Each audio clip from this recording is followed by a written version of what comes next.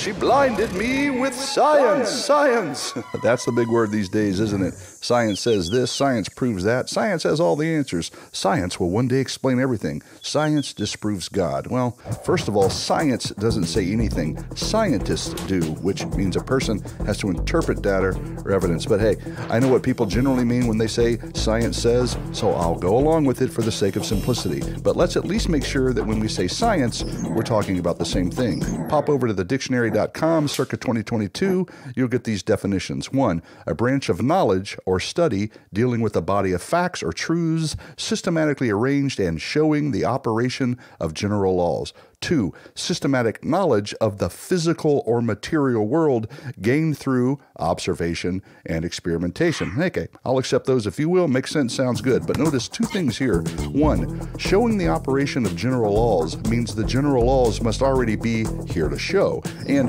observation and experimentation both require preconditions of intelligibility. Pre-what, you say? Just another way of saying that there are certain things that must already be in place, that must exist, and certain assumptions we make in order for us to do science at all.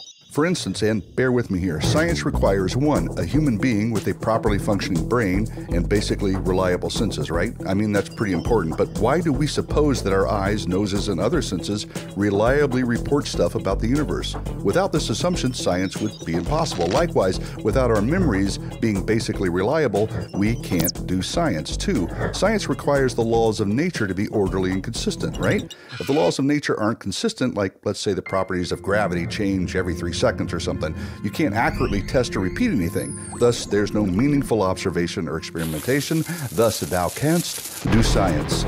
3, science requires laws of logic. Without them, you can't analyze ideas, reason properly, or determine what data or evidence means. Without them, simply put, you can't do science. 4, science requires objective morality.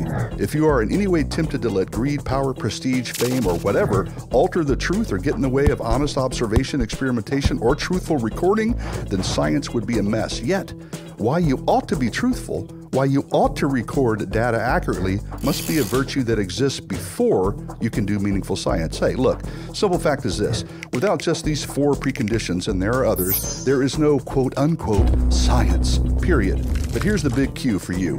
What worldview best explains these preconditions? Because in the end, a correct worldview must be logically consistent and be able to explain these preconditions. And there's only one that does. Follow along and dig what I dish out. Genesis 1:26 through 27, Romans 1:20, and Psalm 139:14 declare an all-knowing, all-powerful God made us in His image, and that we are fearfully and wonderfully made. This is why our senses are basically reliable. Jeremiah 33:25 and Colossians 1:17 declare He established His covenant with day and night in the fixed order of heaven and earth, and that He is before all things, and in Him all things hold together. This is why the universe is orderly and consistent.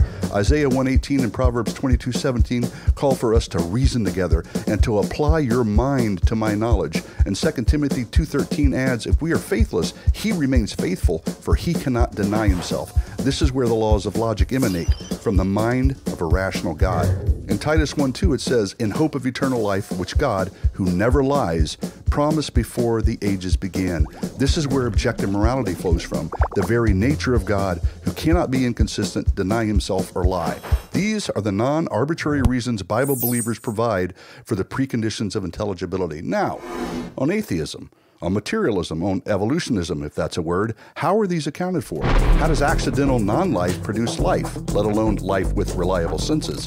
How does chaos cause order? How can laws of logic exist in a strictly material world?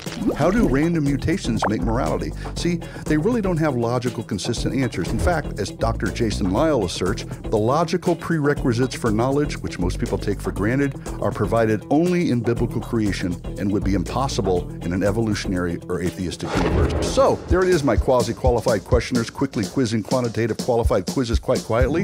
There's only one worldview that is rational, logical, and best accounts for the preconditions of intelligibility on which science depends, and that, my friends, is the biblical worldview. So, this here notion, this here idea that science has somehow disproved God has been, like poetry in motion, debunked. Adios.